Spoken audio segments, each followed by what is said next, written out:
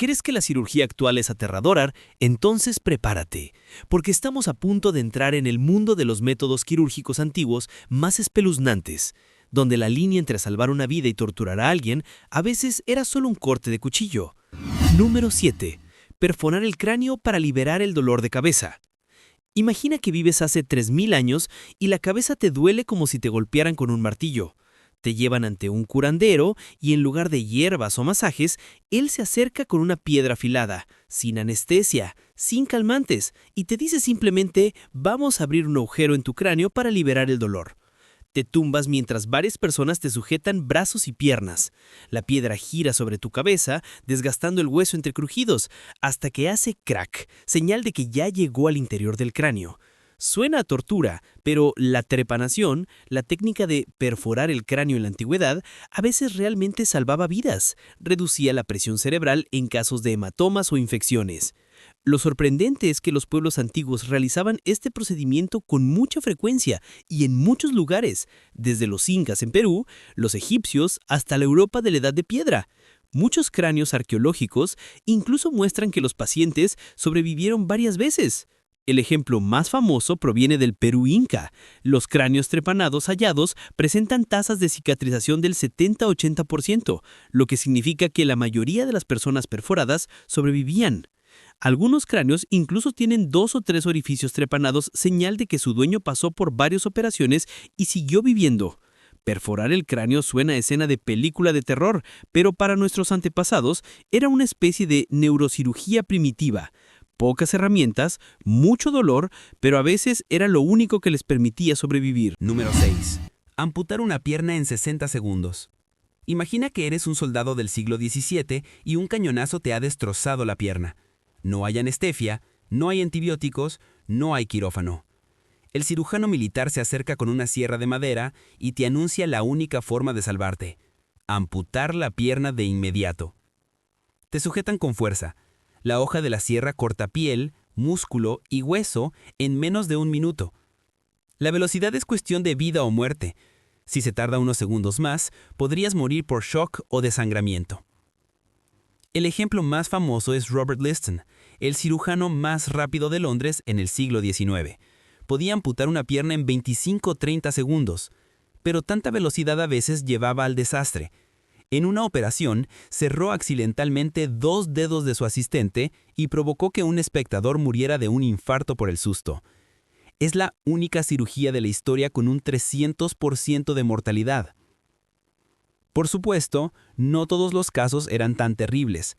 Durante las guerras napoleónicas, Dominique Jean Larrey realizó miles de amputaciones y a veces tardaba solo 1 minuto en salvar a un soldado de gangrena. Suena brutal, pero en aquella época, rapidez igual a supervivencia. La tasa de vida cuando la amputación se hacía en menos de 1 minuto alcanzaba el 30-40%, mucho más alta que en las operaciones lentas. Y hasta la llegada de los antibióticos, esta era la mejor opción disponible. Hoy en día las amputaciones se realizan con anestesia, esterilidad y maquinaria precisa, pero hace solo unos pocos siglos, la diferencia entre un cirujano y un carpintero era simplemente la forma de la sierra. Número 5. Coser heridas con hormigas soldado. Imagina que te haces un corte largo en el brazo en plena selva tropical. No hay aguja, no hay hilo, no hay hospital. El curandero local se acerca con un puñado de hormigas soldado, una especie con mandíbulas extremadamente fuertes y afiladas.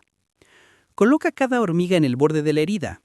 Cuando muerden, los 2 lados de la piel se cierran, y de inmediato, él arranca el cuerpo de la hormiga, dejando solo la cabeza como un clip biológico.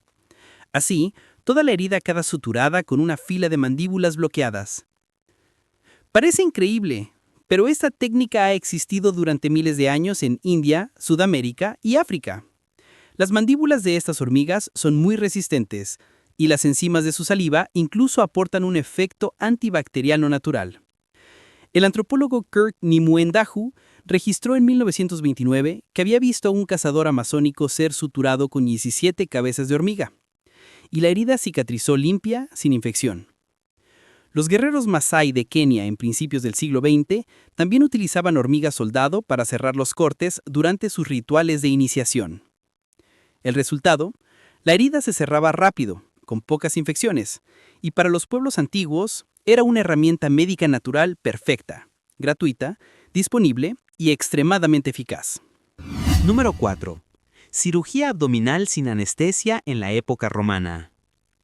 Imagina que vives en la Roma del siglo II y sufres una torsión intestinal o una perforación abdominal. No hay anestesia, no hay analgésicos, no hay antibióticos. El médico entra con un cuchillo de bronce al rojo vivo y sabes que estás a punto de pasar por el peor dolor de tu vida. Te sujetan con fuerza, completamente consciente. El médico hace una larga incisión en tu abdomen, un olor leve a carne quemada se desprende del filo caliente y luego introduce su mano desnuda en la cavidad abdominal para buscar la parte del intestino retorcida o infectada. Suena como una tortura, pero lo sorprendente es que algunas personas sobrevivían. El legendario médico Galeno documentó un caso en Pérgamo. Un guerrero había sido apuñalado y sus intestinos sobresalían. Galeno lavó las vísceras con vino, las cosió con hilo grueso y las vendó, mientras el paciente seguía consciente, y el hombre se recuperó. En De Medicina, alrededor del año 30 después de Cristo, Celso describe un caso de distorsión intestinal. El médico abría el abdomen, sacaba los intestinos para corregir su posición y los colocaba de nuevo. Al paciente se le daba vino para aliviar el dolor y, según los registros, se recuperó después de unas semanas. A pesar del altísimo riesgo de infección, la cirugía abdominal sin anestesia era la única opción para salvar vidas. Dolorosa, rudimentaria, pero a veces eficaz. Hoy contamos con la laparoscopia, anestesia general y esterilización absoluta. Pero en la Roma antigua, la línea entre la vida y la muerte dependía únicamente de un cuchillo de bronce caliente y de la resistencia del paciente. Número 3. Operación de cataratas empujando el cristalino con una aguja. Coaching. Imagina que vives en la India de hace 2000 años y tu vista se va nublando poco a poco por una catarata. No hay gafas, no hay láser. El curandero entra con un único instrumento, una aguja fina como un palillo. Sin anestesia, sin gotas para adormecer el ojo.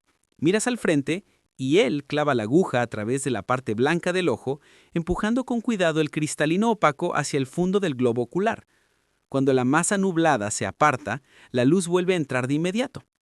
Es un dolor tan intenso que podrías desmayarte, pero a veces realmente devolvía una visión borrosa pero funcional. Esta técnica, llamada couching, se describe en detalle en el Sushruta Samhita, siglo VI a.C., donde Sushruta explica cómo inmovilizar al paciente, el punto exacto para insertar la aguja y la forma de vendar el ojo con telas limpias. El método se extendió por la India, Oriente Medio, el norte de África e incluso Europa medieval, y siguió utilizándose en algunas regiones de África hasta el siglo XX. Hay numerosos registros reales. En el siglo X, el médico persa Al-Mausili perfeccionó un instrumento de succión para romper el cristalino. En 1905, el médico francés Pierre Gaultier presenció un caso de couching en Malí. El sanador usó una aguja de hueso afilado para perforar el ojo de un anciano de 70 años. El dolor fue extremo, pero a los pocos días el hombre pudo caminar solo porque recuperó la capacidad de distinguir formas grandes. Por supuesto, el riesgo de ceguera permanente o infección era altísimo, pero en una época sin otra solución, una aguja y un poco de esperanza eran la única cirugía ocular que tenían nuestros antepasados. Número 2. Cesárea en la antigüedad. Operar a la madre para salvar al bebé aun cuando ella seguramente moriría. Imagina que estás en la Europa del siglo XV. Llevas horas de parto y el bebé no puede salir. No hay anestesia, no hay antibióticos, no hay obstetras. Cuando llega el curandero, traen un cuchillo de hierro toscamente forjado y el único objetivo de la operación es salvar al bebé, porque la madre casi con total seguridad moriría. En aquella época, una cesárea equivalía a una sentencia de muerte para la madre. No existía la técnica para suturar el útero, no había esterilidad, ni métodos modernos de control del sangrado. El médico abría el abdomen y el útero mientras la madre permanecía consciente, sacaba al bebé y se detenía. La herida no se cerraba adecuadamente y la infección solía matar a la madre en pocos días. Entre tantas tragedias, existe un caso de supervivencia muy conocido. En el año 1500, en Suiza, un campesino llamado Jacob Neufer, que trabajaba como castrador de cerdos, realizó una cesárea a su propia esposa después de que ella llevara días en un parto imposible. Con un cuchillo rudimentario abrió el vientre de su esposa, sacó al bebé y ocurrió lo increíble. La mujer sobrevivió, se recuperó e incluso tuvo más hijos después. Los registros del pueblo reconocen este caso como la primera cesárea con supervivencia materna en Europa. La gran mayoría de los partos por cesárea de la época terminaban con la muerte de la madre, hasta que la antisepsia, la anestesia con éter y las técnicas modernas de sutura surgieron en el siglo XIX, convirtiendo la cesárea en una cirugía segura. Mirando hacia atrás, la cesárea antigua no era un procedimiento médico, era una apuesta de vida o muerte, donde la madre se sacrificaba para que el niño tuviera una oportunidad de vivir. Número 1. Lobotomía. Introducir una aguja en el cerebro para ajustar la personalidad. Imagina que vives en la década de 1940 y sufres una depresión severa o un trastorno emocional. No hay muchos medicamentos, no existen terapias psicológicas desarrolladas. El médico te dice que existe un método moderno para ayudarte, pero lo que trae no es una máquina, sino una aguja larga y un pequeño martillo. La lobotomía comenzaba introduciendo una varilla metálica orbitoclastro en el espacio entre el párpado y el hueso de la órbita, con apenas un poco de anestesia local. El médico daba unos golpes con el martillo para atravesar la delgada capa ósea, insertaba la varilla en el lóbulo frontal y la movía de un lado a otro para cortar los circuitos nerviosos que se creía provocaban depresión o psicosis. Todo el procedimiento duraba solo unos minutos, tan rápido como arreglar un cable suelto. El mayor impulsor de esta técnica fue Walter Freeman, un médico estadounidense que realizó miles de lobotomías transorbitales. Viajó por todo el país en una furgoneta llamada Lobotomóvil y llegó a realizar hasta 20 procedimientos en una sola tarde. El caso más trágico es el de Rosemary Kennedy, hermana del presidente John F. Kennedy. En 1941, a los 23 años, le realizaron una lobotomía para tratar sus cambios emocionales. El resultado: Rosemary perdió la capacidad de hablar, sufrió un deterioro mental grave y pasó el resto de su vida en una institución. La familia Kennedy ocultó esta historia durante décadas.